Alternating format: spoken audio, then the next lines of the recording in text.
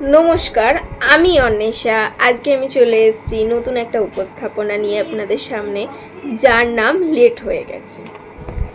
Late হয়ে গেছে, ছোটবেলায় ভাবতাম বড় হলে সব ঠিক হয়ে যাবে, কিন্তু বড় হওয়ার পর বুঝলাম সবচেয়ে বেশি হারিয়ে যায় বড় হওয়ার পথেই কিছু স্বপ্ন। পারমিশন পেতে পেতে দেরি হয়ে যায়, কিছু কথা মুখে আস্তে আস্তে থেমে যায়, আর কিছু থাকতে থাকতেও চলে যায়। আস্তে আস্তে আমরা শিখে যাই হাসতে, আমরা ঠিক আছি বলতে, আর নিজের কষ্ট লুকাতে।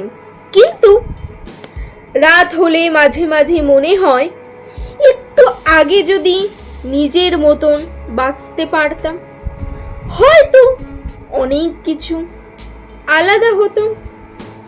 তবুও আজও একটু স্বপ্ন দেখি, কারণ লেট হয়ে যাওয়ার মানে শেষ হয়ে যাওয়া না। ধন্যবাদ।